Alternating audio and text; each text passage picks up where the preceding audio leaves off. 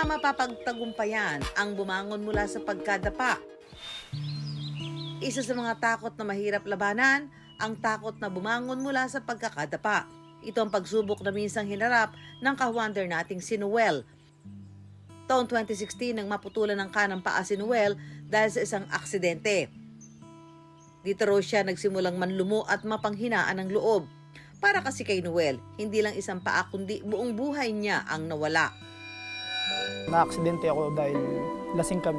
Tapos hindi ko agad pinagamot kasi that time bedridden yung tatay ko. Tapos pagdala ko sa ospital, sabi nung doktor, kailangan ng putulin. Pakiramdam ko parang ng time na yun parang wala nang pag-aasa.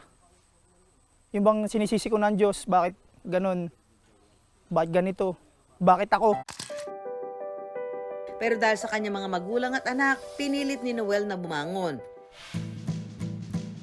Sa pagkakataong ito, susubukan naman ni Noel na umakyat ng bundok. Isang bagay na hindi pa niya nagagawa maski noong dalawa pa ang kanyang paa. Minsan putulin ng dalawang paa. Nakakaya nilang umakyat. So parang naging challenge din sa akin to na bakit hindi ko i-try? Bakit hindi ko subukan para ma-motivate ko yung ibang tao? I wonder, mapagtagumpayan kaya ito ni Noel? Ang susuporta kay Noel sa hamong ito, ang mountaineer na si Aaron na mahigit 3 taon nang umaakyat ng bundok. Kasama ang ilang ding mga miyembro ng kanilang mountaineering group at mga tour guide ng Mount Maynova. Aalalayan natin siya. Hindi natin siya pwedeng persahin. We will trek on his pace. Hindi, walang mauna doon. Sasamahan namin siya.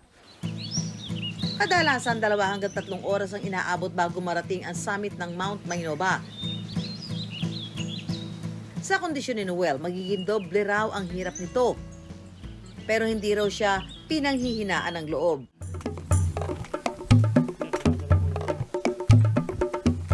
Hindi ko kaya, kayang-kaya.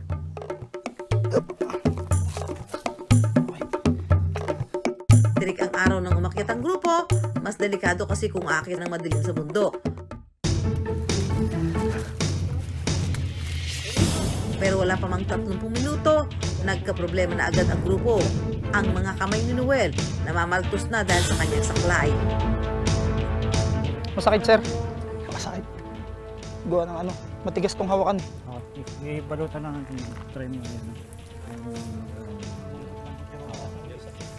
Hindi ba hindi madulas pag Ayos na. Pero sa kabila nito, si Noel walang balak sumuko. Hindi pa hadlang sa kanyang kapansanan. Determinadong marating ang tuktok. Sa kaso ni Noel, hindi lang ang kanyang binti ang puwersado sa paglalakad. Hirap din ang kanyang mga braso at balikat.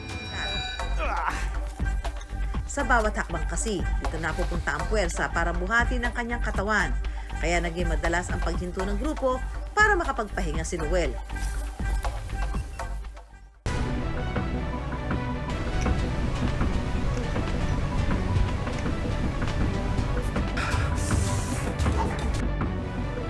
Nakalipas ang mahigit 3 oras, narating na rin nila ang unang peak.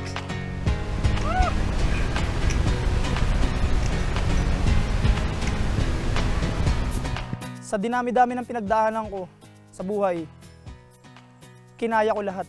Ito pa kayang bundok lang. Sabi nga, faith can move mountains.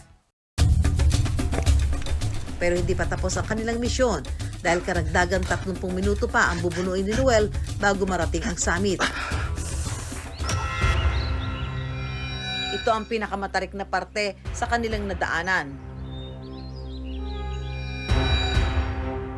Pero gamit lang ang kanyang saklay at pagkapit sa lubid, buong puwersang inangat ni Noel ang kanyang sarili para makamit ang kanyang misyon, ang marating ang summit ng Mount Maynova.